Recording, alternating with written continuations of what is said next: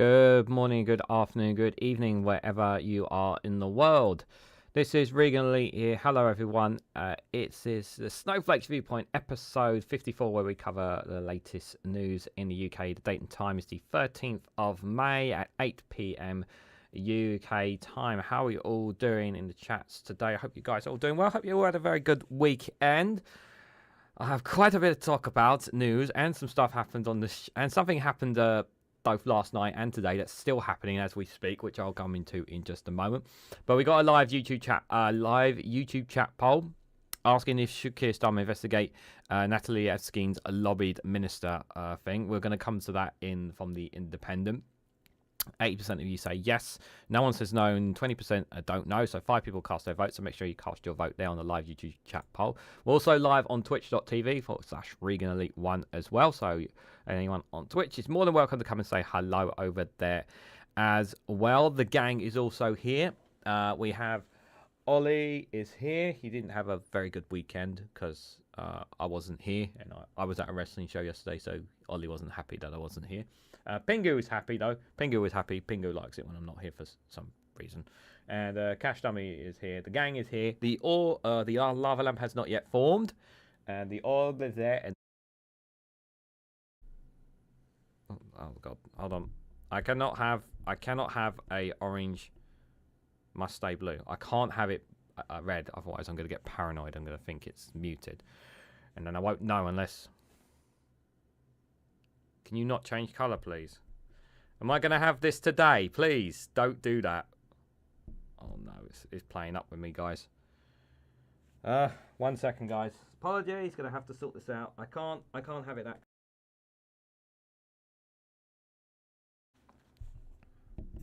This microphone, I swear, is the real bane.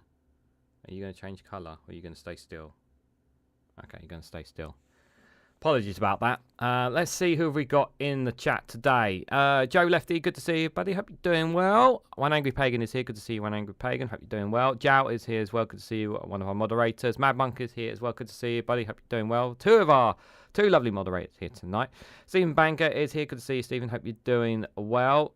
And Satru is here. Good to see you, buddy. Hope you're doing well over there. Oh god, what time is it over in your where you are now? God, I don't want to know, to be fair. Mic drop. Yeah, this mic is more of a. It's becoming more of a bane than the helpful, to be fair. Sometimes I wish I actually put the old mic out, but then it's like then I have this problem where people can't always hear me leaning over and whatnot. So not the best to start, shall we say. All right, so before I just start with the articles, I just want to say my channel is blowing up as we speak. So one of my videos I posted yesterday evening. This was about the LBC presenter. I'm going to mispronounce her name, Santiga Sanya. You know the LBC presenter. I'm not going to say her name because I've already been criticised in the comment section for mispronouncing her name. Basically, that video that I got from Barline Times that I covered. Yeah, that video as of right now, it's got more than 15,000 views, and it's still rising as we speak. So, yeah, I haven't had a viral video since, like, the last one I had was, I think, 2,500 was the last one I had really blow up. And obviously, the last viral video I had was roughly about a year ago, where I hit 15,000 views. Was it 15,000? I can't remember. But yeah, this one is still rising as we speak. So yeah, so it's getting a massive influx of subscribers, which is great, guys. So hopefully some of those people will come and join us here on the live stream as well. But yeah, I've had people in there. I haven't gone through all the comments, and I will have to go at the comments at some point. So I'm probably going to go through them tomorrow, and it's going to be a lot of comments. But yeah, I will go through those comments because it is quite a lot to go through. But yeah, it's nice to have a video blow up like that. But the channel's been doing all right, to be fair, guys, because it's like we have been like going in the right direction in terms of viewers and subscribers and whatnot. But I haven't had a video that's really like blown up for a while, and I was a bit concerned. So it's good to have one that's taken off really as well. So. Anyway, let's start off here, guys, with this This one from Sky News. So I haven't watched the speech, but I did listen to some reaction from it. Rishi Sunak warns of nuclear escalation threat as he refuses to set a general election date. Again, why? Why is he not setting this? Like, in a wide-ranging speech, the Prime Minister said the world is closer to dangerous nuclear escalation at any point since the Cuban Missile Crisis. Now, there's two ways that some people have looked at this when they talk about the nuclear escalation and, tension, or we're in a pre-war position as I think it's Graham Sharps who said, either people are trying to stoke up fear and tension, which is unnecessary, or there's some general belief behind the scenes from government agencies and whatnot that are actually saying that there is something seriously going to happen in the future. We don't know how true that is, but it might be. Good evening, Cathal. Good to see you, buddy. Hope you're doing well. Chuck Moulton on Twitch there, raided with a party of 8. Oh, thank you. Thanks for the raid. Much appreciated. I was just streaming politics, so I'm sending a few viewers over to support the category. A great stream. Oh, thank you. I hope you guys, thanks for coming along, guys. We're also dual streaming on YouTube as well. Thank you very much. Really appreciate that. I'll definitely get a chance to check out your work when I get a chance, Chuck. Thanks for that. Appreciate it. But since the Cuban Missile Crisis, I mean, is this really going to be, guys? Is this really going to be? Are we in a pre-war position? I mean, to be fair, it's been a long time. It has been a long time since World War II. Obviously, we've not really. I don't think we're. Are we coming towards a world war? I mean, in all seriousness, like, is it just stoking tension? Like, social media obviously is playing a huge influence on our voices and whether we think there is something there or not. And I think we should be a bit cautious as well.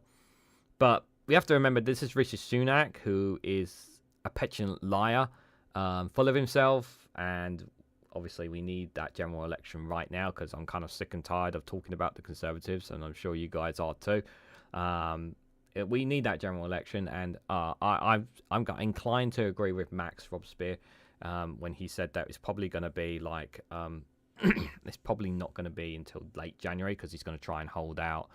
I mean, is Sunak really wrong about the world being close to nuclear escalation? Said Frigid Marker.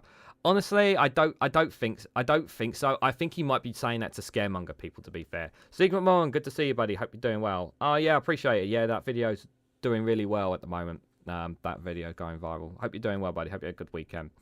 So let's read into some of what he was saying on the speech. So Rishi Sunak has said the next 5 years will be some of the most dangerous our country has ever known, but refused to set a date for the general election. Prime Minister said voters will face a choice between the future and the past. At the general election, he insisted it was confident the Tories could defeat Labour.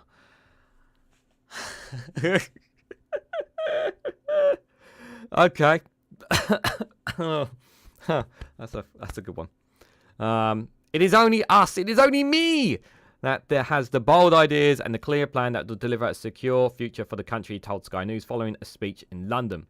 But he refused to say he would call an election, instead saying that he would be at some point in the second half of the year. In a wide-ranging speech appealed to be a soft launch of his election campaign, Mr. Sunak sought to position himself as the best option to navigate a dangerous period, adding that the war in Ukraine has taken us closer to dangerous nuclear escalation than at any point since the Cuban Missile Crisis. PM claims Sir Keir Starmer could not keep the country safe because he once supported Jeremy Corbyn to be Labour leader, and Sir Keir had not committed to increase defence spending to 2.5% of GDP.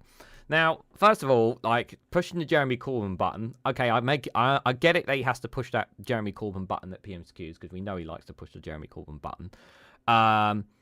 But, you know, we can talk about Labour all you want, but one thing that the public is sick and tired of is 14 years of Conservatives, okay? People want something different. Like, there are people out there who are diehard supporters of Conservatives, but even they are like, look, we need a reset. This party needs a reset. We need a new leader. We need a new fresh ideas and whatnot. And it's a good thing for political parties to have that reset.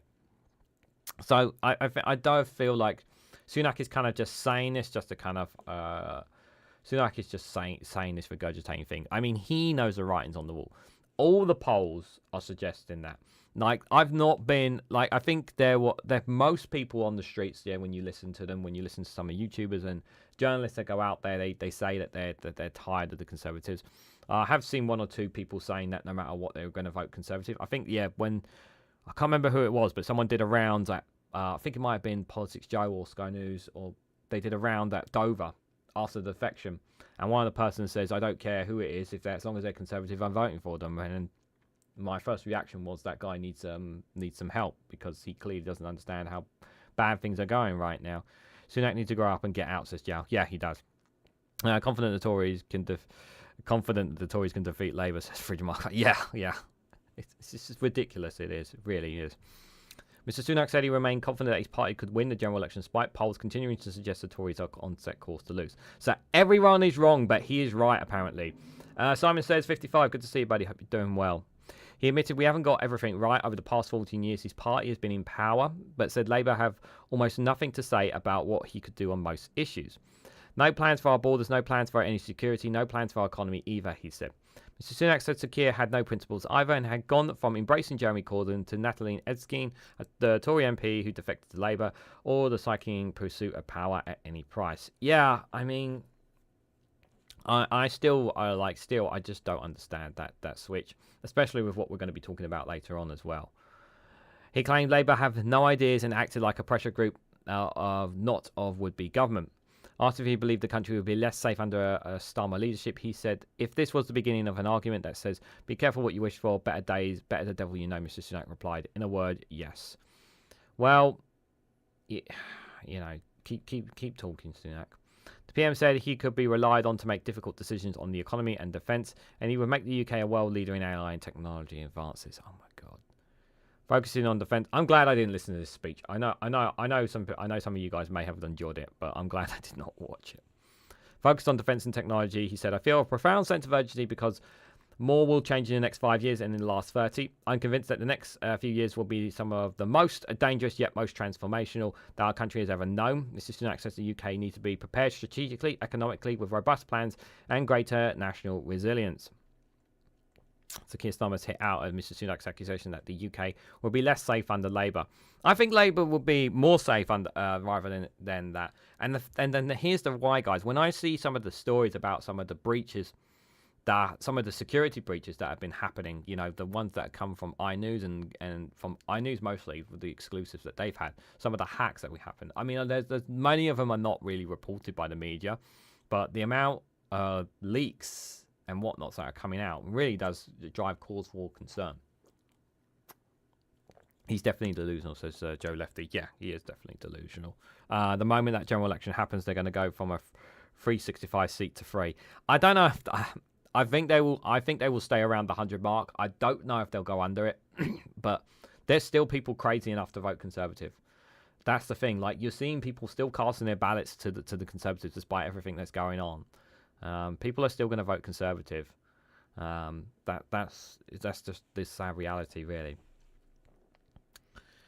A Labour government has always understood, and I understand very well, having worked on national security, my previous role when I was Director of Public Prosecutions. He's got the background as well, which to add to it. I know firsthand the importance of national security, which is why I've made such a commitment to the national security of our country.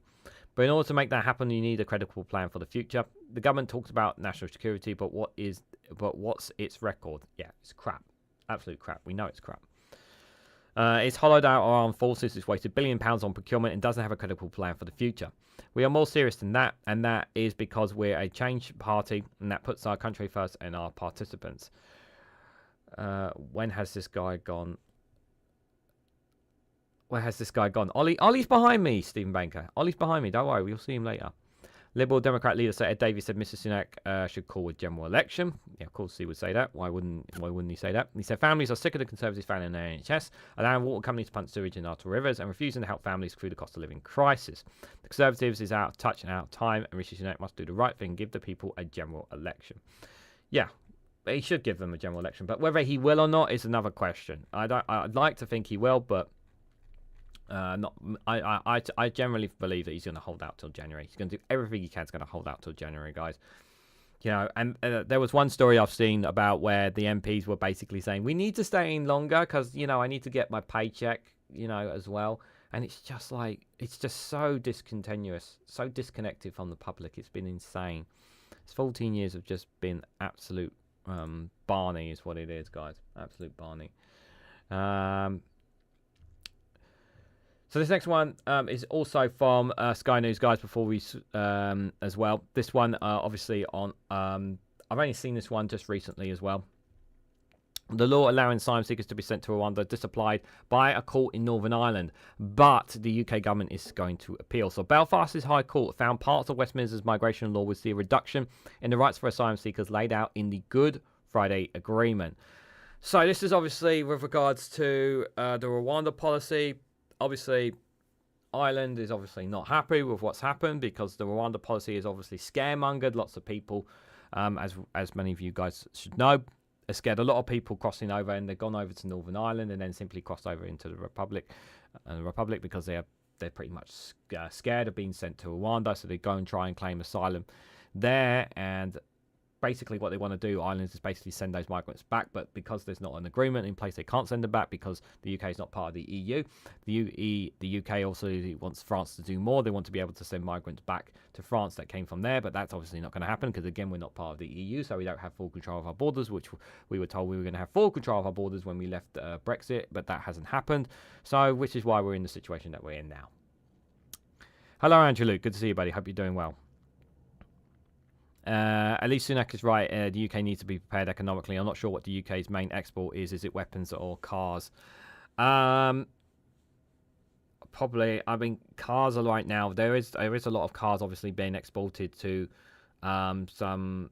I know cars are being exported to Azerbaijan, and then there's links from those cars that have been sent to Azerbaijan into Russia, as well as obviously other places. But yeah, the economy's not doing well at all. Billy Kershaw, good to see you, buddy, there. Hope you're doing well. So let's read more on this, for you guys. So Rishi Sunak has said that the government will appeal against a court ruling that provisions of the UK's Illegal Migration Act, which created powers to send asylum seekers to Rwanda, should be disapplied in Northern Ireland. The High Court in Belfast on Monday morning ordered the disapplication of sections of the Act as they undermine human rights protections and guarantees under the region under the post-Brexit arrangements. Yeah, see, this is the thing is that they can't. One thing they can't do is anyway threaten. They cannot threaten the Good Friday Agreement. They can't threaten the border between Ireland and the Republic in any way, shape, or form, Sunak. But I have read that obviously that from the Republic of Ireland side is that they're looking to plan to do some kinds of checks of some sorts to try and stop people crossing over. I'm not sure how they're going to do that, but it just feels like to me like this is completely unnecessary because of the scaremongering that the Rwanda policy has literally been. Westminster is incomplete. Meltdown the Rwanda bill will be hammer-mongering, dollar, pounds, big times. Deals are going in the wrong direction. Yeah, they are. They are indeed. It's been 100 years. We have naturalised, says Andrew Luke. Huh? I'm confused by that one. But yeah, Brexit has played a big role in all this, guys. That's the problem. The Illegal Migration Act provides new powers for the government to detain and remove asylum seekers it deems to have arrived illegally in the UK. There is no such thing as illegal migration. There's no such thing as it. It's just they just use it as a wording and as a phrase to intimidate, incite, and scare people. There's no such thing as illegal migration. There's no such thing. There's no such thing as illegal migration. Yeah. The only problem, the reason why they call it that is because they get on boats, they hide in cars and whatnot to get to the UK. Because there's no legal route for them to come. That's the problem. And we have so many here in the UK. And they're just not getting processed. They're just not getting processed enough. I've said this before and I'll say this again. Unless they put more money in the civil servants to help clear the backlogs, we're going to have this problem all the time. And we just don't. And Zoe Gardner said it a while ago on Sky News as well. Like, there's no safe legal routes for people to come as well. She was bang on the money with what she said on Sky News as well.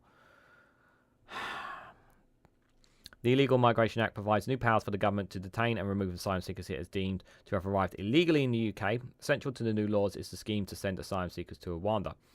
Mr. Justice Humphrey said aspects of the Illegal Migration Act were also incompatible with the European Convention on Human Rights, the ECHR, which the UK remains signed up to.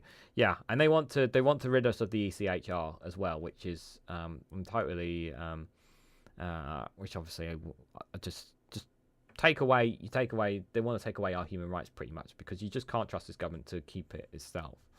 No human is illegal, and that the rhetoric needs to stop, says Stephen Banker. Yeah. Is Mr. Epstein a migrant worker, says Billy Kershaw? I don't think so. No. I'm sorry to disappoint you. I'm pretty sure she is not. Prime Minister Rishi Sunak said the government would appeal against the ruling, and the judgment changes nothing about our operational plans to send illegal migrants to Rwanda this July, or the lawfulness of our Safety and Rwanda Act. Following Brexit, the UK and the EU agreed the Friends of Wentworth, which stipulates there can be no cannot say that word, of the rights provisions contained within the Good Friday Agreement, peace agreement of 1998, even if they defer to the rest of the UK. The judge found several elements of the Illegal Immigration Act caused a significant reduction in the rights enjoyed by asylum seekers in Northern Ireland under the terms of the Good Friday Agreement. Mark Tefler, good to see you, buddy. Hope you're doing well there. I have found that there is a relevant still can't say that word, of rights of each of the areas that rely on us upon by the applicants, he said. He added, each applicant's primary submission therefore succeeds each of the statutory provisions under the consideration infringes the protections affordable to RSE, that's rights, safeguarding the equality of opportunities in the Belfast Good Friday Agreement. The judge ruled that the sections of the Act were subject of legal challenge and should be disapplied in Northern Ireland. This is John Craig, Chief Correspondent from the Bodies of the Ill for PM for Rwanda. Oh dear, Rishi Sunak's Safety of Rwanda Act was supposed to prevent this sort of legal challenge. The ink is barely dry on the Act. It became law last month, and the government has already lost its first battle in the courts. The judgment of the High Court in Belfast is actually a ruling on the previous anti-small boats legislation, the Illegal Migration Act, which was passed last year. Even though a clearly annoyed Mr. Sunak says it changes nothing and the government will appeal, it bodies ill for the PM and potentially opens the door for more legal challenges. The judge, Mr. Justice Michael Humphrey, seems to suggest the Rwanda policy was flawed on not one, not two, but three counts. First, it is incompatible with Tony Blair's Good Friday Agreement. Second, with Mr. Sunak's own Windsor Framework. And third, with the European Convention on Human Rights, so loathed by many Tory MPs. Oh, Mr. Sunak's own Windsor Framework as well. Talk about a sucker punch there. That's a good one. Hi, Ben Shaw. Good to see you, buddy. Hope you're doing well. Fridge Maker, we send weapons to unstable countries. Immigrants arrive from said countries. Who could have foreseen this? Yeah, that is true. Who could have? It's hard to sometimes predict the future. Reg, good to see you, buddy. Hope you're doing well. Pesky human rights. Yeah, apparently. Human rights. Let's take our human rights away. Why don't we?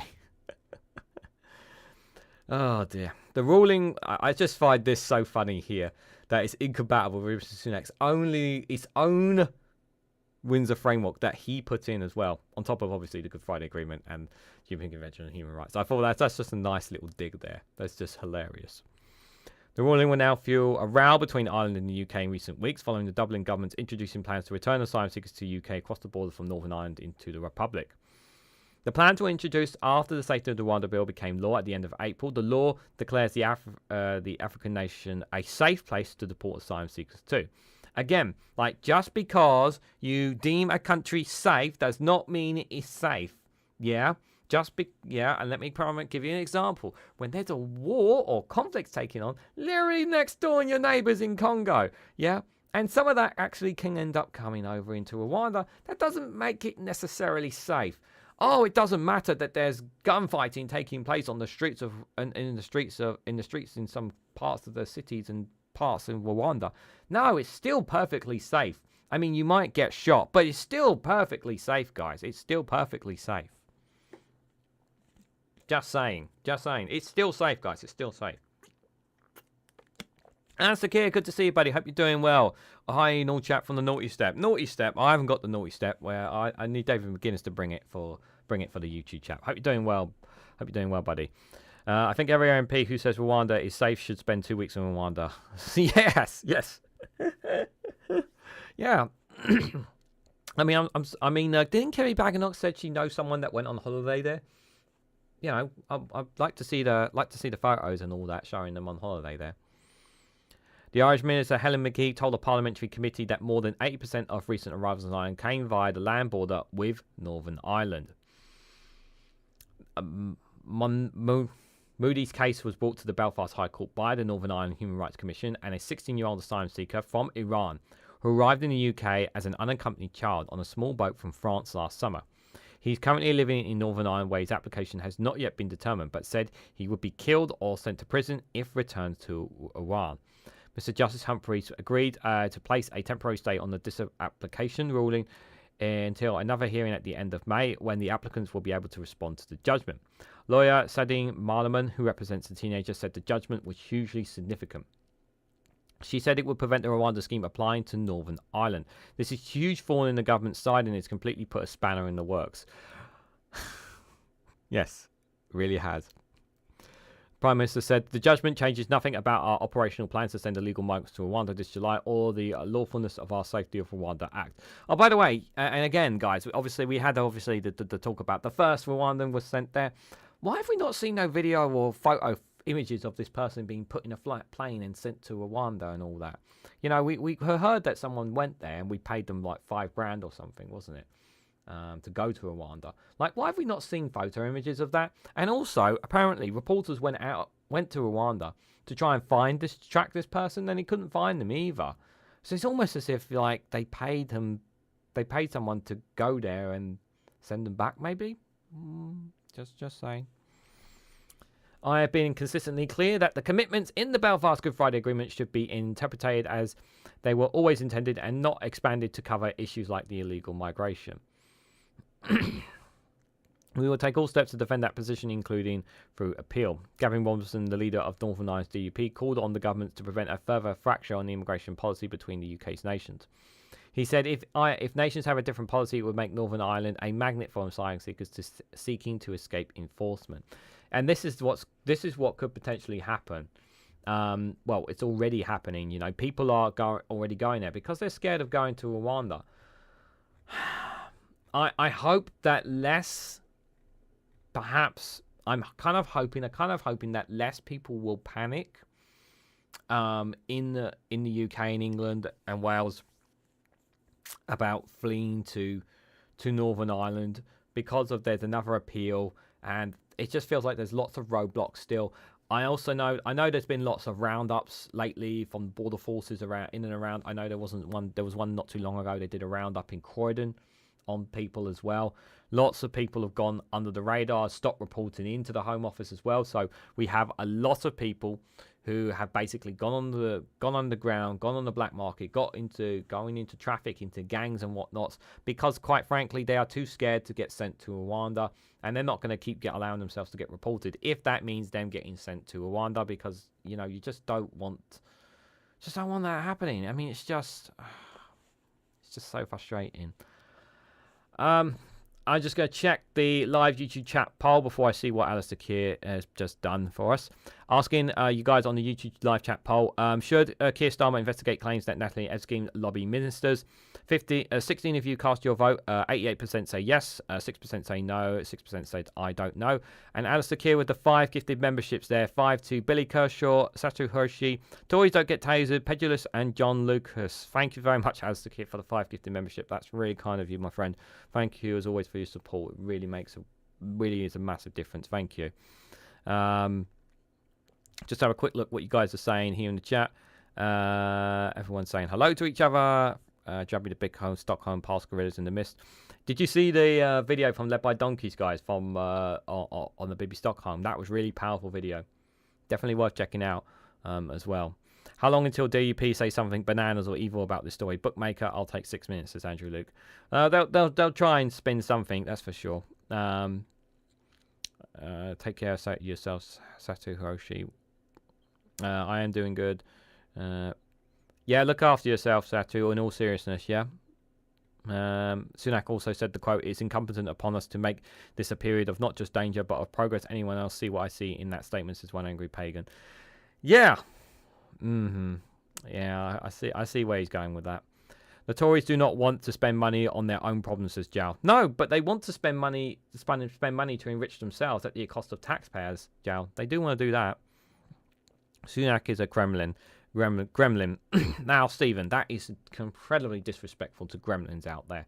They are much, much, much more respectable creatures of the night than comparing them to Rishi Sunak. That's that's incredibly rude to the gremlins out there. British bills of no rights, says Mark Tefler. Yes. If we are living on a situation, Sunak is one of the biggest bugs in the simulation. Sunak is one of the biggest bugs in the software.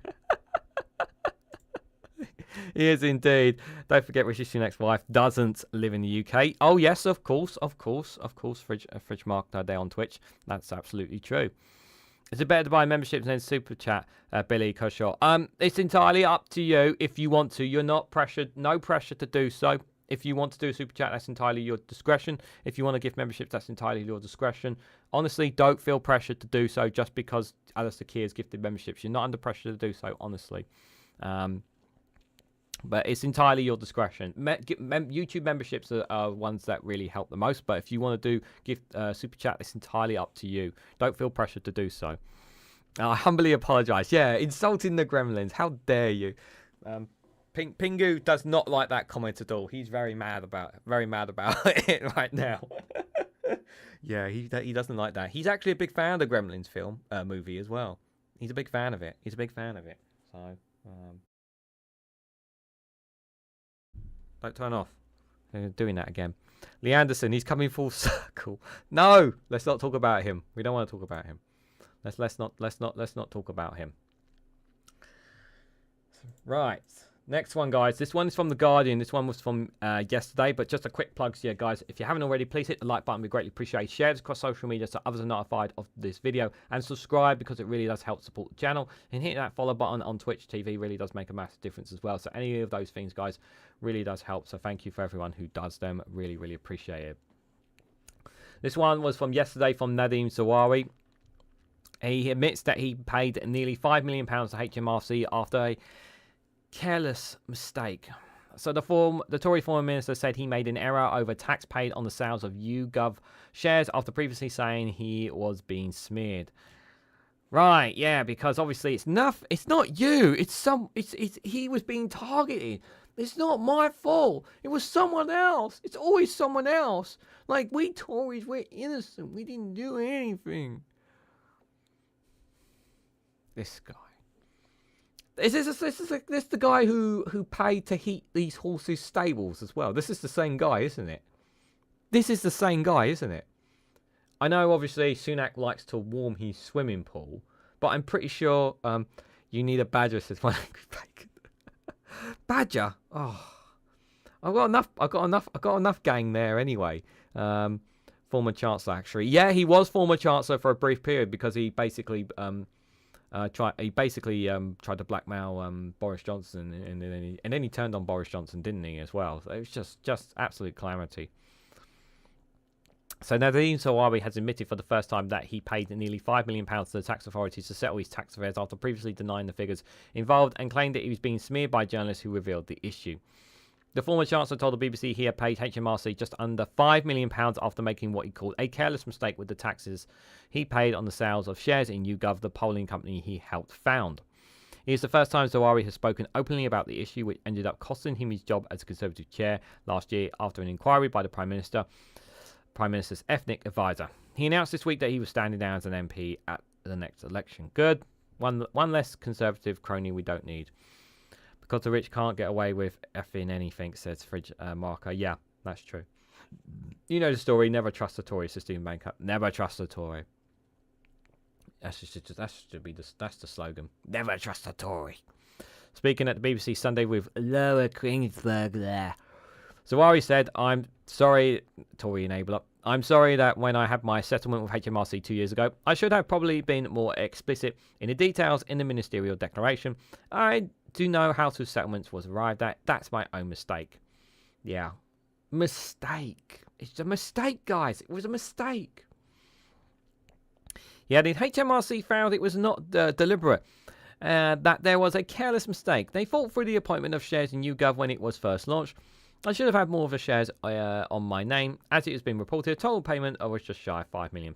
Yeah, because obviously if that was any average Joe on the street, you know, they would do the same thing. You know, HMRC would not be would be just as kind to the average Joe on the street when it comes to taxes and whatnot, wouldn't they, guys? They wouldn't treat them any differently, would they? Yeah. Fuck. Okay. Allegations about Zahawi's tax affairs began to emerge in 2022 as he ran unsuccessfully for the Tory leadership. Reports at the time revealed that he was under investigation for non-payments of capital gains tax after the sale of £26 million in shares in YouGov in 2018. The shares were sold by Bolshoi Investments, an offshore fund which YouGov described as a family trust of Nadhim Zahawi, with the revenue transferred to an unknown recipient. That year, Zahawi, the UK's property company controlled by Zahawi and his wife, received unsecured loans of £26 million from an undisclosed source. Undisclosed source. Who could that source be? In a statement released in 2022, Zahawi called the reports that he was under investigation for non-payments of taxes smears. In 2023, The Guardian revealed that he accepted a £5 million settlement with HMRC, bringing an end to the issue, including a fine likely to be more than £1 million. His spokesperson said that at the time, Nadhim Zahawi does not recognise this account. Zahawi defended his previous statement on Sunday, insisting that he was intended to rebut only claims that he was under investigation by the National Crime Agency and Serious Fraud Office, rather than every detail in the stories. So basically, you basically said that the Guardian were lying, but the Guardian wasn't lying. Tory Circuit Taser, good to see you there, buddy. If I didn't say hello, you're basically saying that the Guardian was lying before, but it's only a parts of it, like sort of thing, like It's just BS from these guys. Just such BS, guys. I never said that because I was linked to the National Crime Agency and FCO, which I've never had an investigation from. Maybe I should have had much clearer in my declaration as a minister. But I was under investigation by HMRC and I reached a settlement with HMRC. Zahawi announced last week that he would not seek re-election as MP for Stafford on Avon, saying, "I've come to feel that the time is right for a now newly energetic Conservative to fight the honour of representing Stratford-on-Avon." Zahawi won the seat with a 20,000 majority in 2019, but has been targeted heavily by the Liberal Democrats in the run-up to this year's election. Yeah, it's the right time for him to step down, even though he's only been there since 2019. But you know what? It's time for me to step down. I've had a good run. Time for someone else to take over. Yeah, it doesn't feel right to me, guys. Yeah. Hi, Casper. Good to see you, buddy. Hope you're doing well. I gotta go lie down, people. Have a good stream, and we'll talk again soon. No worries, Andrew Luke. Thanks for popping in. Greatly appreciate it. You're never more than 10 feet away from a Tory. Says Frishman. I hope not. Corruption is about proportionability. Everyone's saying hello to Casper. What's that comment? A melty chocolate bar in your trouser pocket is a careless whisper. Zahawi doesn't make mistakes when it comes to money. Yeah, that's true, Mark. That's true. Careless whisper. Now, why is that comes to mind? Says Stephen Banker.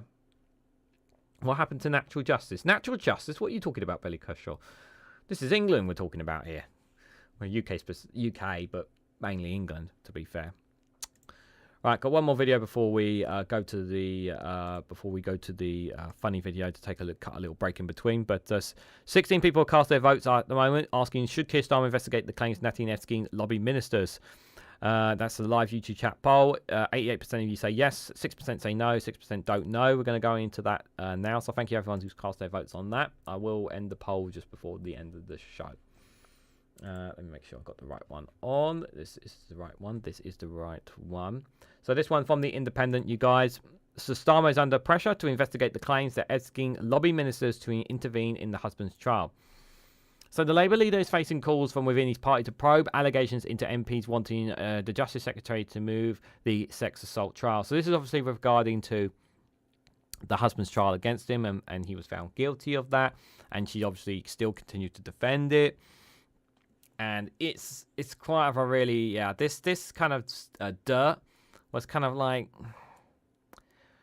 yeah, it's not a very good thing. Like, to be clear now, I know obviously all this was happening when she was a Conservative MP. And they are trying to kind of throw this all on Labour at the moment. And I get that. I get that Labour should need to respond to this. And at the time of this recording, obviously, we don't know at the time of this live stream, we don't know if Labour are going to take any action at the moment. I don't think they're going to take the whip from her, even though they should. But the problem is that this does put this happening does put Starmer's integrity under questions under his fellow Labour MPs, because obviously if any other Labour MPs had this brought up about them in the media, obviously straight away they'd be have the whip removed, they'd be under investigation, all that kind of stuff would come crashing down on them. But because it's come from the Tory defector, it's like they're a bit like, what are you waiting for, sort of thing. So and as Max said in his video, obviously about the, they have dirt on certain Tory MPs as well, and we knew this Conservative MP was dirty anyway. Like the amount of crap that she's been saying, the things that she has said in the past. I mean, there was going to be skeletons in that closet. So I don't think. I mean, did Labour know about this? I think is the question we have to ask as well. Did Labour know about this? And if they did know about this, why did they still go ahead with the defection? Even though, yes, it was a great. I've said this before. Yeah, it was a great publicity stunt at PMQs. Yes, we've all agreed that it was a great publicity stunt for them. And it really did hamper, and it doesn't look great for Sunak and the Conservatives. I get that, but for those who are in the politics and in the know-how, no, this is not a good image for Labour, and especially when the right wing are going to blow this up as well. They will blow this up in all their papers, saying, "Look, they've got this person who's involved in this scandal. Wait a minute, this was happening under your watch. Why didn't you guys deal with any of it now? Look over there, squirrel." That's going to be their plans.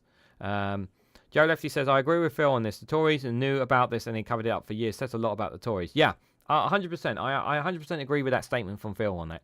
I do 100% agree on it. But what are Labour going to do about this now is the question. Yes, of course, it makes the Conservatives look bad, but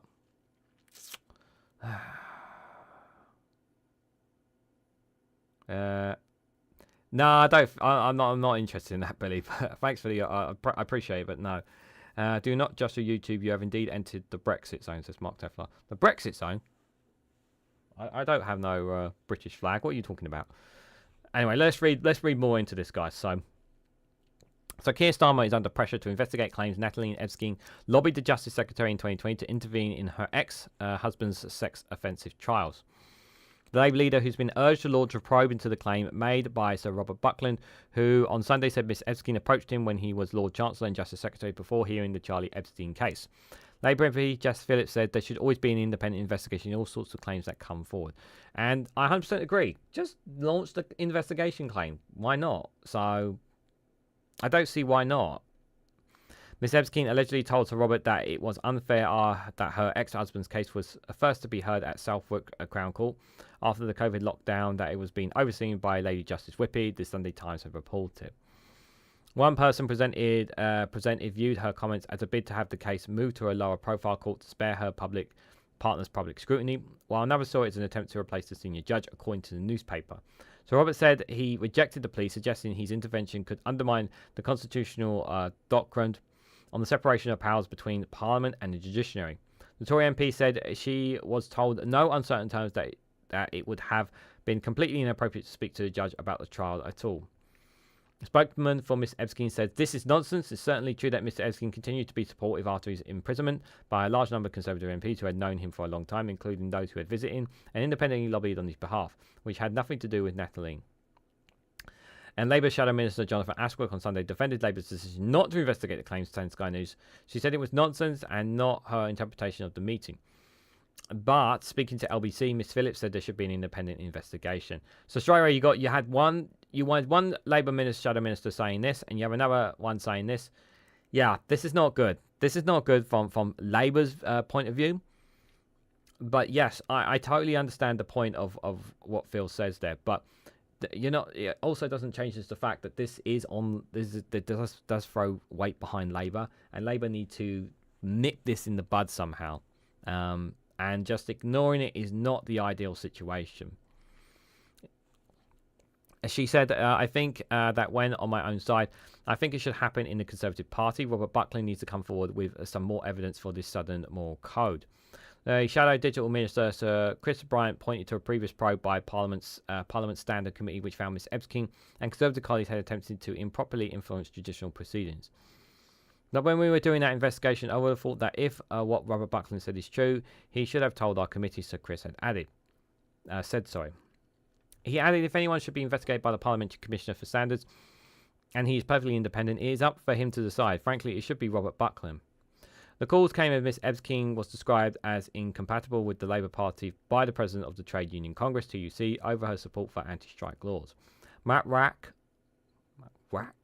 who is also General Secretary of the Fire Brigade Union, wrote in a letter to Keir, Labour's pledge to repeal the authorisation legislation within 100 days of taking office, alongside the 2016 Trade Union Act, is a crucial commitment, and therefore alarming that Natalie Elphicke has been admitted to the Parliamentary Labour Party. The letter seen by The Guardian said Elphicke was a cheerleader for the Minimum Service Level Act and specifically targeted firefighters in her contributions in Parliament. On Tuesday, 12th of March this year, she spoke of her support of new anti-union laws and by blaming striking firefighters for the deaths of 3 people during a past national firefighter strike. This is a disgraceful attack on firefighters who protect the public and save lives every day, sometimes at great personal cost. That is absolutely disgusting to make such a claim. Following Ms Elphicke's shock decision last week, Labour MPs raised concerns about the decision to admit her to the party, citing comments about Ms Elphicke's case and these victims. She supported his appeal against the conviction, saying Ms Elphicke had been attractive and attracted to women and an easy target for dirty politics and false allegations. Listen, let me make something very, very clear on this pathetic statement here from her. Okay? Yeah? If he's the one who can't control himself. Okay? That's his fault as a man not being able to control himself. Saying that he's an easy target.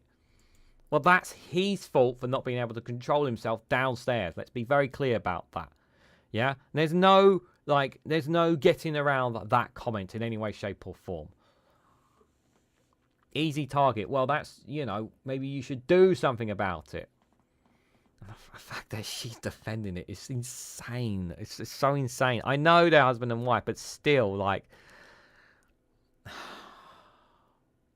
in a statement on Thursday, she said she condemned his behaviour towards other women, towards me, adding it was right that he was prosecuted and that he was sorry for the comments that I made about his victims. Oh dear, guys. I don't get me wrong. Yes, it's really disgusting and cruel that the Conservatives hid this information and are using it to attack. And are using this information to attack. To attack the Labour with. I agree with that. I agree with with pretty much what most of what Phil said on his video about this. I totally agree with it. However, not talking about the elephant in the room on this case, and that is she's a Labour MP now, so Labour need to do something about it, as if trying to just brush it under the carpet. I'm sorry, you can't just brush this under the carpet. I mean, they will keep dragging it on, and it kind of undermines Keir Starmer's authority as well, because it's basically one rule for her and another rule for other Labour MPs, because that's what it's going to look like.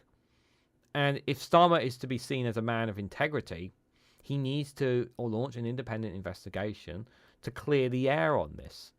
And that should be the right thing to do. And the longer he holds out on it, I think the worse it should be. But I totally get what Phil said on it, and I agree with pretty much the majority of what he said.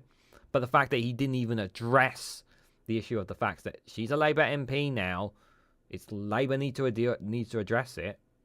I get the point of I get what his points are, but it's in Labour's court right now, so Labour need to do something.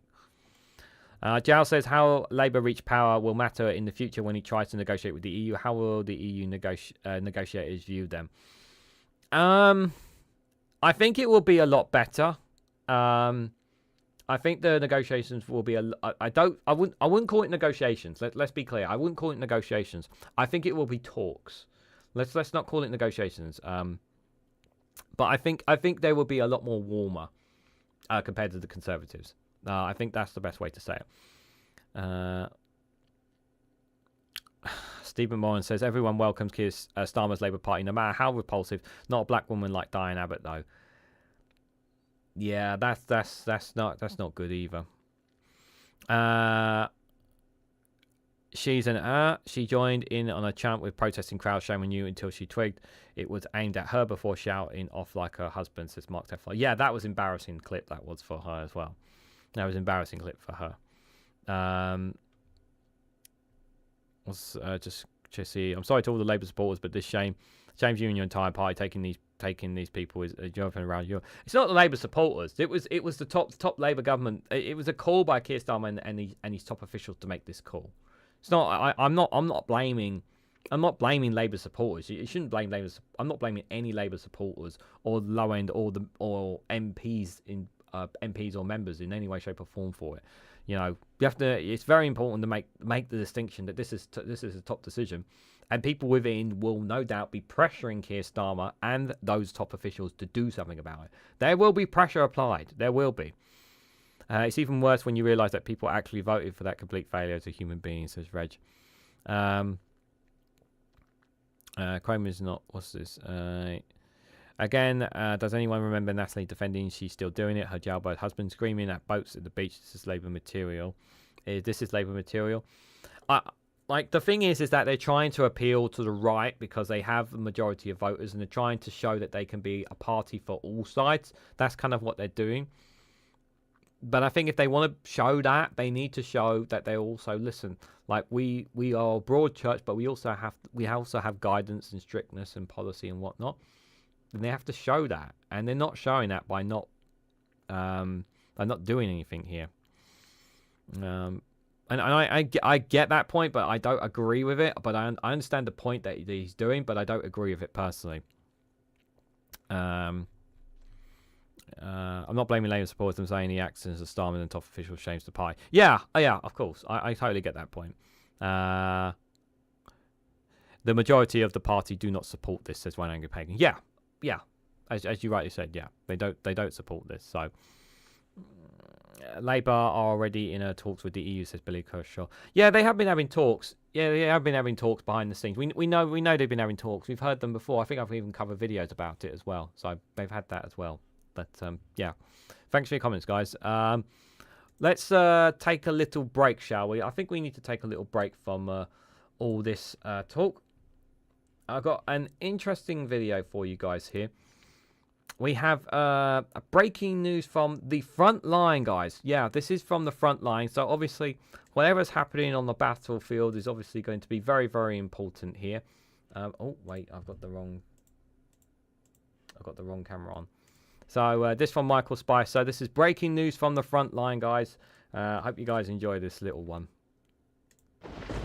Welcome back to the news at 5. We're live from the front line as the bombing campaign begins in earnest. More news on that later, but first this hour, Taylor Swift's new album has dropped today. I'm joined by music journalist Gunther Bailey. Gunther, thank you for joining us.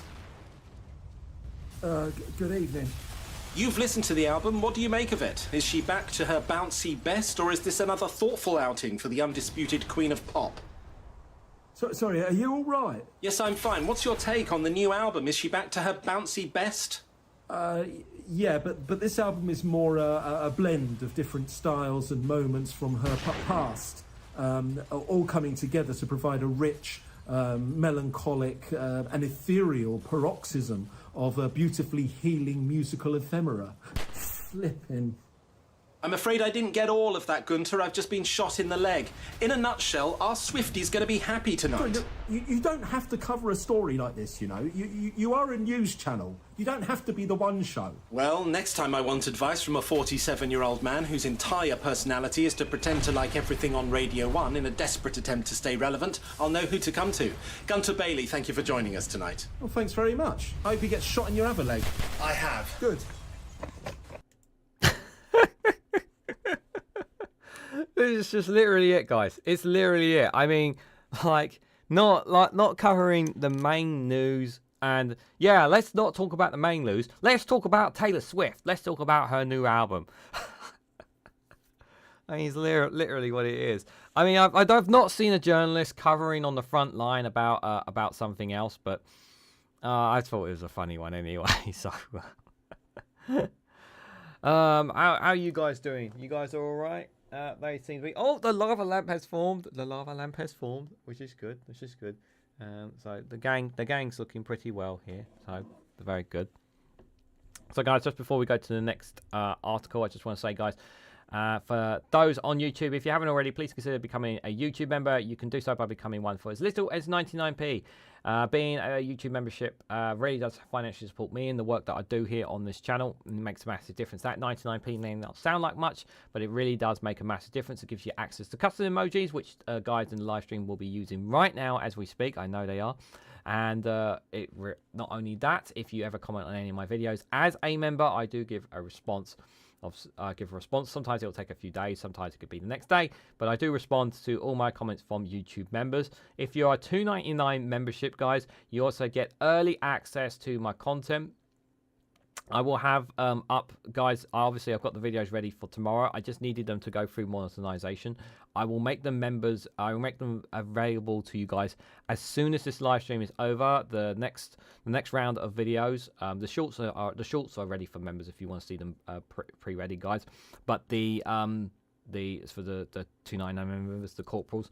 But the main videos, I'm going to make them available for you guys at the end of this live stream. I'll switch them over as soon as this live stream's over. So if you guys want to check them out before they become available from both tomorrow and Wednesday, you guys can do that too.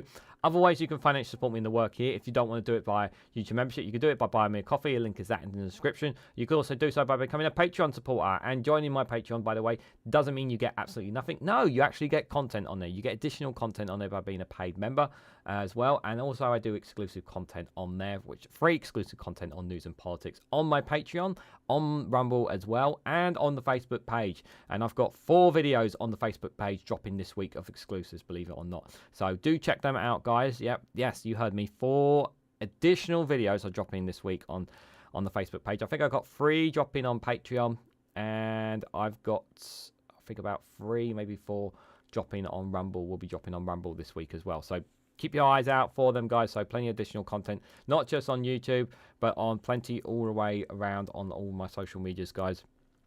And make sure you check out all the links in the description down below. Right, so the next one we got for you guys is no Xi Jinping comments, says Simon says 55. Well, I need to get a hat or something for him before I can start calling him that, to be fair. So that's why I'm not so keen to call him that. But right, guys, this one is exclusive from the Eye, and I have optimism about this story, but not with this government. So the MPs are to push a new law to criminalise water bosses for sewage pollution. MPs will table a new amendment to the criminal justice bill this week. So cross fingers, I am going to say cross fingers, please do, because we want to see water bosses actually not fined, but actually go to prison for their crimes. That would be the best case scenario. Whether they will or not is obviously another thing, but I hope so.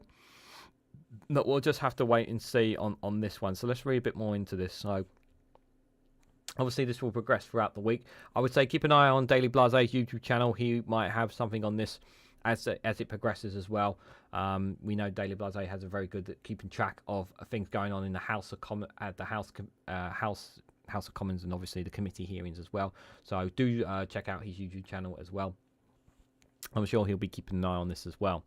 So MPs will seek to make water company bosses criminally liable for sewage bills under plans to amend legislation making its way through Parliament this week.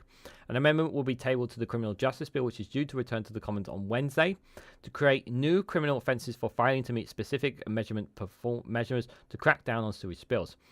Crucially, the amendment will also seek to introduce a new law to make senior managers in water funds permanently criminally liable for failing to meet performance measures. So I think as well, which is really important to add to this as well, is that while, yes, we would like to see some kind of criminal prosecutions as well, we also have to remember, it's really important to emphasize this as well, is that there has to be, and I hate to say this, there has to be some sewage spillage there has to be obviously the levels and the levels of it as well.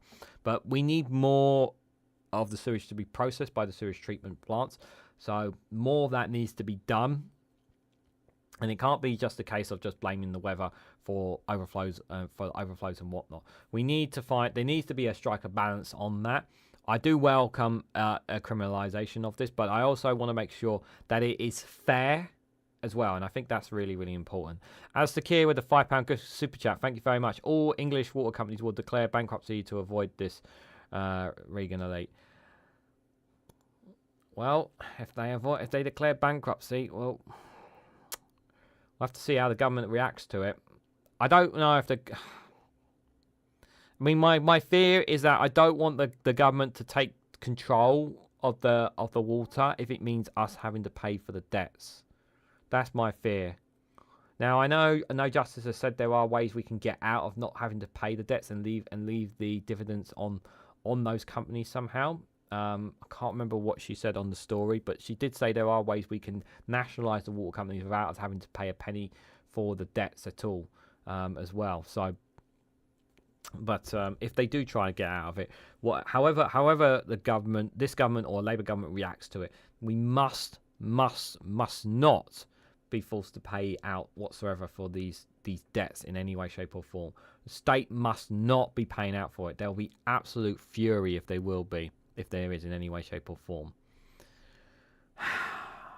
The measures have been put forward by Liberal Democrats Environment spokesperson Tim Farron, who has been campaigning on the issue of sewage for more than 3 years. The Eye understands that Labour is considering backing the amendment, which will pipe pressure on the Conservatives to make a decision on whether to accept the changes or looks likely to oppose efforts to take tougher action on sewage dumping. That is a good question, whether they will. The thing is, the problem is that it makes total logical sense for Labour to back this amendment, right? It makes total logical sense. But at the same time, it's like, it's not Labour's amendment, so why should they back it? Because that's going to be that could be the silly mentality from some people, top officials in Labour as well, which I hope not, but it can be a case. Good night, Cathal. Thanks for popping by. I greatly appreciate it. Hope you have a good week. It's all well and good, buddy. But I do hope that they do back it. Conservatives will not. I don't know if the Conservatives will support this in all seriousness. But if they don't, it will make them look. If they go vote against it, it will make them look bad as well. But mind you, though, most of these Conservatives look bad anyway, either way. So, yeah. So Labour has said it will make water bosses criminally liable if it comes to power, as well as promising to strip executives of their bonuses if they fail to meet required standards.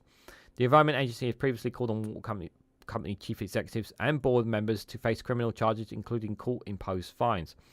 The issue of sewage dumping in UK's rivers and seas has become a significant election issue in certain parts of the country, particularly on the south coast. Mr. Farron has said this new change in the law will deliver justice for swimmers, wildlife and our natural environment. It is a disgrace that sewage pollution is rising under this government, and yet water companies are just allowed to get away with it. There is now clear consensus for water companies to face criminal charges for sewage pollution. I urge Conservatives and Labour MPs to back this law. A Labour spokesperson has said Labour has long called for water bosses to face personal criminal liability for continuing to allow illegal sewage dumping.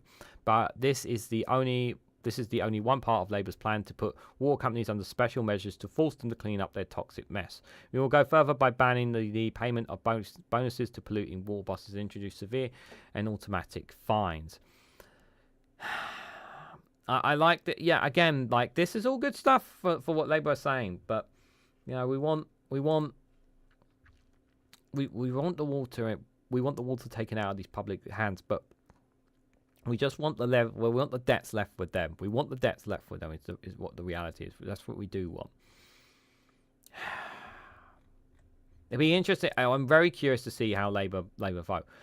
Part of me feels like they might do even a free vote on this, but they might just say, look, if you guys want to, rather than kind of forcing one way or another, the Labour top officials may just say, you know what, you guys can make a decision on this for yourself. Maybe. We'll have to wait and see on it, but interesting one to say the least. So this next one, guys, is a long piece. This one I only just came down recently as well. Just give me 1 second. I'm going to need some water for this one. So this is a very cause for concern. There's another exclusive from iNews here, you guys. So the headline is, every UK political party is failing to tackle the crisis facing nature. The biggest charities have warned. So 4 leading nature charities are sounding the alarm as 1 in 6 species in the UK faces extinction. This is really sad, if true. I really like today when I went for my walk and I, seen when you see the wildlife and whatnot, in certain areas, it's like it really makes you love nature and love animals and all that kind of stuff. It's really great stuff whenever you get to go to walks in like nature reserves and whatnot, and you see these wonderful animals, especially out in the wild, guys. Especially out in the wild, it's pretty amazing when you see them. But our political parties, our politicians, making sure that they are protected. Now, obviously, we've already talked about the water companies and the damage that the sewages and that are causing. But are we making sure that we are looking after our wildlife and in general here in the whole of the UK, not just England, Scotland, Wales, and Northern Ireland? Are we in every part? Are we doing everything that we can to ensure we're looking after them? So let's read more into this, guys. So every political party is failing to tackle a crisis that has left the UK as one of the most nature-depleted countries in the world. The leaders of 4 major charities have warned. In a job op-ed for the CEO of the National Trust, the RSPC, the Wildlife Trust, and Woodlands Trust sounded the alarm over the decline of the UK's natural environment, which they say must play a major role in this year's general election. UK species have declined by 19% on the average since the 1970s, with 1 in 6 species currently at risk of extinction. A landmark report published last year by the government in collaboration with non-governmental organisations found. That's really bad. The government has set a legal target to halt the decline of species by 2030, but nature charities are warning that this goal is likely to be missed.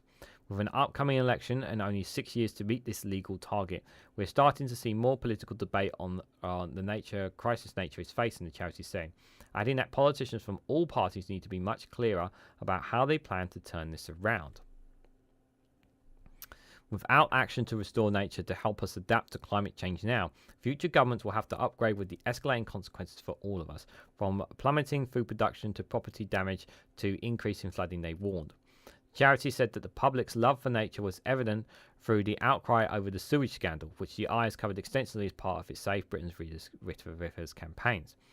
But they said political leaders need to set out much more concrete plans on how they will improve the state of Britain's nature before the election.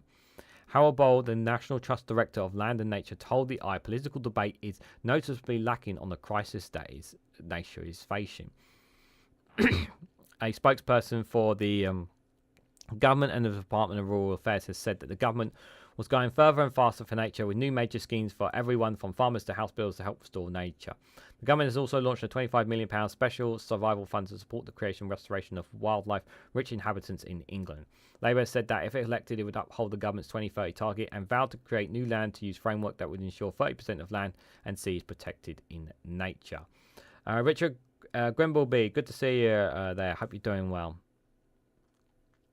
So this bit here is going to explain how Britain's nature is under threat. So, every 6 years, the UK reports on the conservation and abductees of the species living within Great Britain. The latest version, published last year, found that nearly 1 in 6 species were at risk of being lost from Great Britain. On average, species had declined 19% since monitoring began in the 1970s. Birds were found to be under particular threat, with 43% of species at risk of localised extinction in Britain, while 31% of amphibians and reptiles were also at risk. The hazel dormouse is one species whose population has dwindled in the UK in recent years, down 17% from the year 2000, largely a result of habitat loss and management the management of the UK's woodlands. Skylarks, which were abundant in the UK since the 1970s, have dropped by 56% in line with the intention of the farm management. That is a very pretty bird. I've never seen them actually, believe it or not. Ah, the hedgehog. Hedgehogs have declined by up to 75% in the British countryside since 2000s, while water voles have gone from being a frequent wear sight on Britain's waterways. You know, one of the I will never forget, guys. When I was younger and I was living with my parents, we had this really nice garden, and there wasn't really any like park. There wasn't a park too close to where we were. And I don't honestly, and I remember one time a hedgehog, kid you not, actually came in and made a nest in the in our back garden, and it was one of the coolest things I'd ever seen. And yeah, we were like really like just consistently like my dad was putting food out for the damn. You know, but he was like putting food at a certain distance and then going away, and it's just like just watching through the windows and like, please eat the food, and he was eating the food, and it was just like yeah, I've not seen hedgehogs for ages, guys. I mean, even when I've gone to visit family up north, I've not seen hedgehogs for a while. It does scare me that I haven't seen hedgehogs for a while. Meanwhile, 80% of the UK's butterflies have declined since the 1970s, with some at risk, including the wood white, the swallowtail, antrine blues, and large heaths. I'm still seeing a fair share of butterflies around, but in certain places. But yeah, that is a worry for sure. Sewage are one of the most endangered animals living in Britain. The flying insect remains commonly throughout Europe, but the UK's population is confined to the New Forest. There have been no signs of Kidicus in the UK for more than 20 years, leading some to believe that the species is already extinct.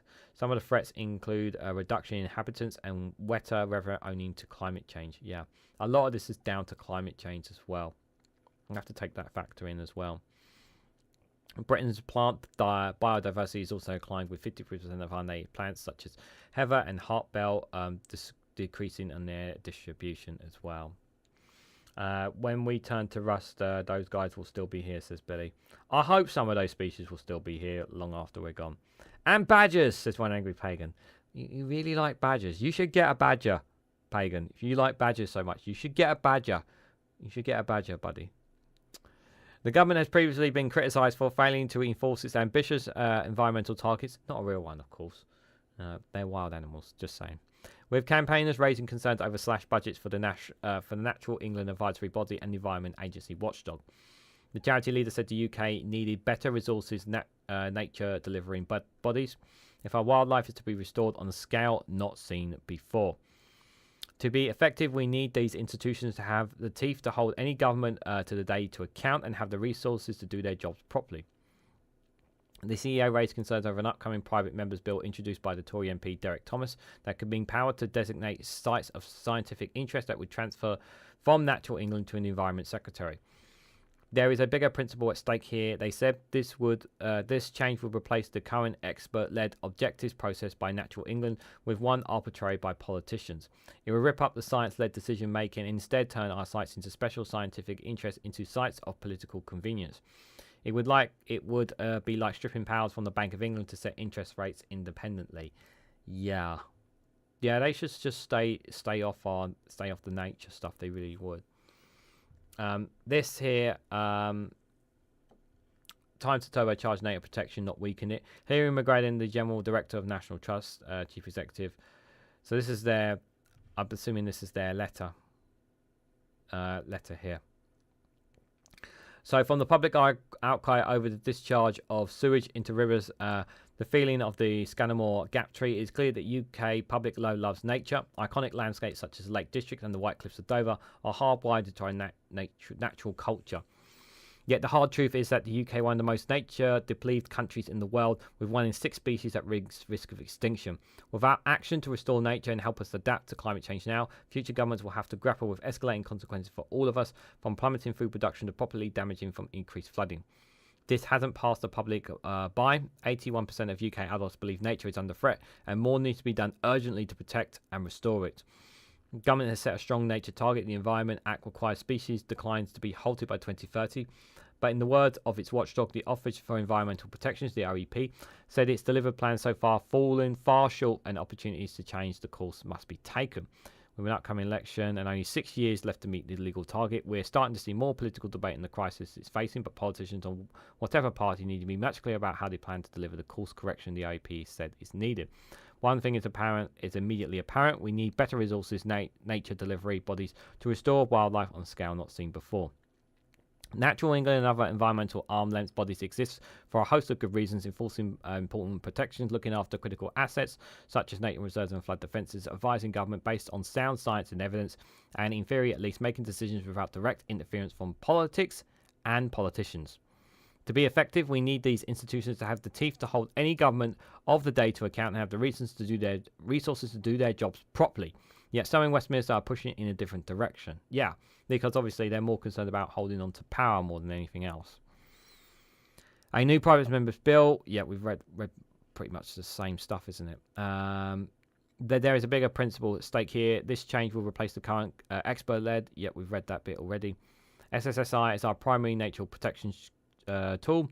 They provide important legal protections that are best habitats such as woodlands, moorlands, meadows and freshwater, which in all kinds of species rely and people cherish. There are also fundamentals to meet the commitments made by governments to conserve 30% of land and sea for biodiversity by 2030 to reverse nature's decline. We should be invested in them to improve their conditions and restore our precious nature urgently to good health and not making them subject to political whim. Half of all global GDPs is underpinned by healthy national resources. Attempts to water down the current stringent standards or to politicise the decisions where the best protection is placed for nature would fail both nature and ultimately all of us. Yeah. I care deeply about nature, guys. I really do. It really is important. I want to believe the premise that all of it's going to still be here long after I'm dead. But we really need to take what the experts are saying seriously. When these organisations are saying that this is going to happen, you need to stop and listen to them. They are the experts on this. And it's right, obviously, that because of the changing climate, because of our ever-increasing temperatures, we also have to adapt to them as well. And it's only going to get worse before it gets better. And more action needs to be taken to ensure that we are protecting them. Because if we don't, it's we could lose a lot of species. And while it may not seem like much, it's still important to people. It's important to protect as much of nature as we can, protect as much of the wildlife as we can, because it's so much better to see it out and about free than rather seeing them all locked up in zoos and whatnots, having to be forced in those habitats rather than anything else. Yeah, it's frustrating. So I've got one more article for you guys, but I'm going to end the live YouTube chat poll. I just want to say thank you to everyone who casted their votes on that. Asking, should Keir Starmer investigate claims Natalie Elphicke lobbied ministers? 22 people cast their votes. 90% of you say yes. 4% of you say you don't know. 4% said no. So thank you everyone who cast their votes on the free YouTube live YouTube chat polls. Greatly appreciated. Just going to have a quick look, see what you guys are saying in the chat. Look out for locks, swims waterfowl and settings at the night. Chilling nice. Are you talking about a Loch Ness monster, Alistair? I live within strolling distance of 2 rivers and parks. I appreciate what I've got on my doorstep. There's even a philosophized 4-foot tree stump. Land used to belong to the Lord Darley, says Stephen Banker. That's awesome. That's cool, bud. That's really cool. Devon, Cornwall, Somerset seem to half the most biodiversity part of England, says One Angry Pagan. It's beautiful, the White Cliffs of Dover. Wasn't beautiful, beautiful part there. That's that south of that part of England. We don't need no stinking badgers in the Mexican bandit Pache, says Stephen Keyshaw. Stop badgering, says Steve McMorrin. Yeah, keep going on about badgers, One Angry Pagan. He's obsessed with them at the moment. I've seen as many dead bees as alive ones so far this spring. Councils keep spraying around the paths which turn the grass yellow, and the dead ones often around there, says Ben Shield. That's terrible. That's terrible. County Durham is beautiful. I need to go to County Durham. So many places in England are on my bucket list. That is definitely one place that is on my bucket list. I see badgers in the field opposite when I'm more up. Also red squirrels, but not hedgehogs.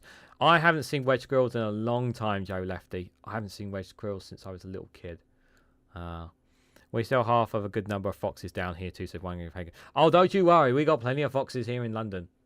We have some that come around here, you know, and we got plenty around here. And I'm not worried about foxes. They get plenty. They get plenty of food. When we turn to Rust, the guys will still be here. Sorry, I said that already. Remind me never to take you to Disneyland, Solari the Cat, says Jow. Why on earth would you take Solari the Cat to Disneyland? Ah, right. Yeah. Don't want him going near Mickey Mouse. That would be really bad. Sunak, the UK can't even interchange species in zoos or protected areas within the EU due to your incompetence in citing a bloody agreement, says Jow.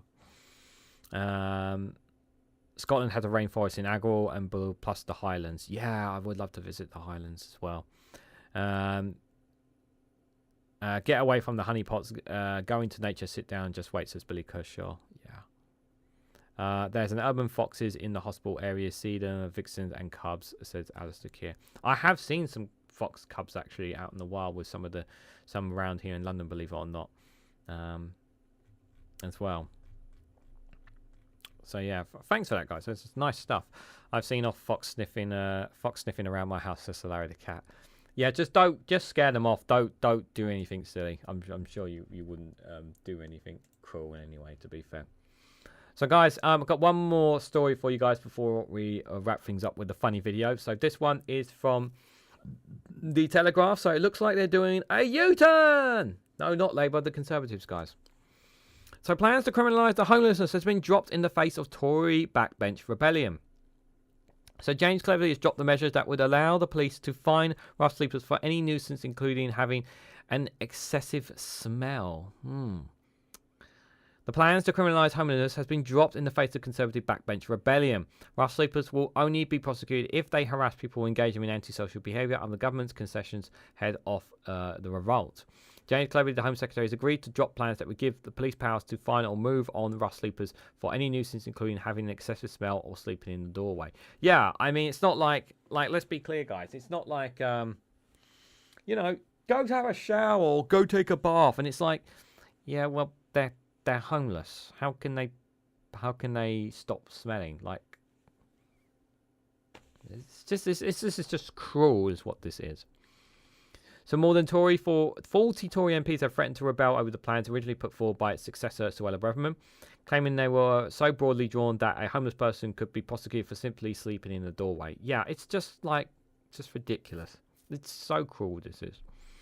This bill is still cruel in itself. It is understood the amendments to the criminal justice bill will be put forward by the government ahead of a vote on Wednesday. So there's going to be two, obviously the other one we talked about, and this one as well. So it's going to be an interesting day Wednesday, not just PMQs, but that as well, which will limit any action by the police to serious nuisance such as harassing a person, disruption, intimidating, or antisocial behaviour. Police will be issued with guidance stipulating that they should aim first to engage with homeless people and offer them support rather than criminalising them.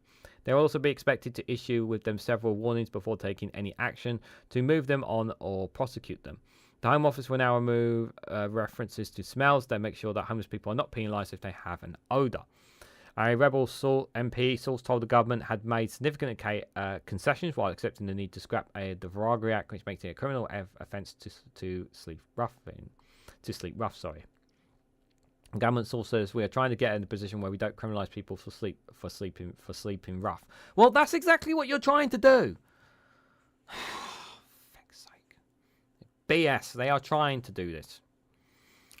We are considering making it clear that putting greater emphasis on the need for them to be offered support. Criminalising them only comes when there is a serious problem such as obstructing a fire exit. Well, then why haven't you built enough homes?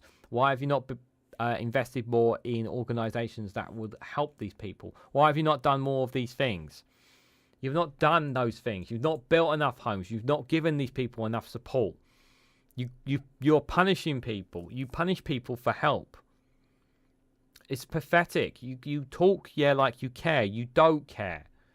If you cared, you would take action. You haven't taken action. 14 years of you lot in charge, and they have the nerve to say that.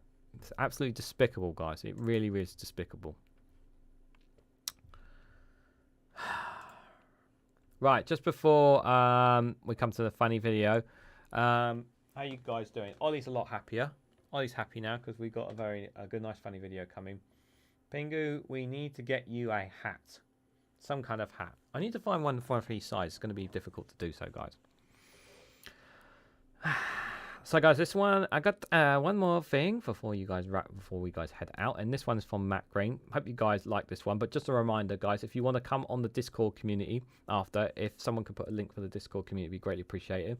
I'll be in the after chat after I wrap things up on the live stream. I just need to do a couple of things before I come on the Discord, but feel free to come and join me in the Snowflake after chat voice chat. And feel free to come along and hang out there. We can talk about pretty much anything you want. So if you guys want to continue the conversation on there or talk about something else, you guys are more than welcome to do so. So I hope you guys enjoy this one. It's from Matt Green about the Tory MP defects to the Labour Party. Oh dear. Rishi Sunak's government has been rocked by a number of defections over the last few weeks. Our turncoats, floor crossers and rats fleeing a sinking ship correspondent, Jonathan Goodenough, has more. Yes, that's right, as Sunak's majority ebbs away like your interest in a film made for Netflix after about 30 minutes, some people on his benches are wondering if leaving the party might be their best way of staying at the party, so to speak. So what happened this week? Keir Starmer unveiled the latest Tory to join his team, Natalie Elphicke. Who's she? The MP for Dover, and I think it's fair to say a controversial figure. Are you using controversial as a euphemism? Yes, for dreadful. Go on. Well, for example, she defended her husband Charlie even after he was convicted of sex offences, she's repeatedly defended the government's Rwanda plan, she supported Liz Truss for leader, and she even criticised Marcus Rashford for getting involved in politics. In fact, didn't the Shadow Chancellor have something to say about the last one? Yes, back in 2021, Rachel Reeves told her to F off on a podcast, which may be the most exciting and interesting thing Rachel Reeves has ever done. So what's the reaction been? A mixture of anger, bemusement and shock. And that's just for Labour supporters. In fact, this might be the first time that an MP's defection has caused more anger on the side they were joining than the one they left. Speaking of the left, I assume they're not happy. That's certainly their default position, but they are particularly aggravated by this decision, asking how a party can welcome Natalie Elphicke but not Jeremy Corbyn or Diane Abbott. What's the leadership's response? They argue that in order to win, they need to get the support of people who would normally vote Conservative, and what better way to do that than to attract actual Tory MPs, right? In fact, they've said that anyone would be welcome in their party, which gives someone like Jacob Rees-Mogg the opportunity to do something legendarily funny. Is that all Labour have said? They've also pointed out that their party is a broad church. Okay. But like the TV series Broad Church, there's a chance this could all have a very sad ending. Thank you, Jonathan. Next up, as disgraced former comedian and presenter Russell Brand reveals that he's been baptised, we ask how long will it be before he declares that he's not just a member of a church, but in fact the head of one. I know some of you guys have seen this already and I've seen it already, but I just wanted to play it again because it's just absolutely hilarious, guys. Matt Green of Matt Green Comedy on the YouTube channel. Make sure you check out his next time he's doing a comedy show as well. Go to a live one if you can. If he goes into an area near, please do give him plenty of support. That's the best way to do that, guys. Absolutely crackers stuff from Matt Green. I saw that kind of stuff, guys. I just drives me like just so good. He's so good, guys. So guys, I want to say a massive thank you to everyone who's come along. Thank you so much, Alistair Keir, for the gifted memberships and the super chat today. Greatly appreciate your support. So I just want to remind those who don't know before we wrap things up, guys, one of my videos has gone viral, hitting 15,000 views. Which was a story from Byline Times regarding a certain LBC presenter disappearing. As of right now, it is still I believe it's still taken off. So I've gained a massive jump in subscribers. So it looks like I may finally have a video that's kind of broke through. But that's not to say that the channel hasn't been doing well before the video went viral, guys. We have been going in the right direction in terms of viewers and subscribers, members and everything. So I want to say thank you to everyone who has pushed and supported any way, shape or form, whether it's financially or non-financially. All those ways really does make a difference. And if you are supporting me on other platforms as well, I really appreciate it, guys. It makes a massive difference, because it's not just about what's here. I also want to make sure that I'm promoting content on other platforms as well, because you never know what could happen in the future. So thanks everyone for coming along. Greatly appreciate. Come hang out in the Discord if you can. If not, that's fine. I will be back tomorrow at 6 p.m. Tomorrow, 6 p.m., guys, I'll be premiering the World's News Round, so you feel free to come and hang out. Come and hang out in the chat with me, and if you guys want to come and hang out and talk while we watch what's happening in the latest around the world. And then on Wednesday we have 2 live streams for you. 2 live streams on Wednesday. We have the Prime Minister's question, so if you guys want to join me for PMQs for that one, you're more than welcome to join me. And then we'll be back with the Snowflakes Watch at 8 p.m. there. The Snowflake Watch one will be available for YouTube and Twitch. The PMQs will only be YouTube only, so if you're watching on Twitch, if you want to come and hang out for that, you're more than welcome to. Thursday, we will have the premiere of Regan's News Round at 8 p.m. And then Friday, of course, the Snowflake Viewpoint. I am going to keep it at 6 p.m. for the time being, as well, covering the news from outside the UK. So that's those actions, and the rest of the videos will be dropping the usual scheduled times. So yes, take care, guys. Hopefully I'll catch you guys, if not on other live streams and whatnot. But until then, guys, I just have one final thing to say. Oh, what's that? Hold on a second. Yeah, I'm doing my outro. What are you talking about? Yeah, I know. Okay. Yeah. Oh.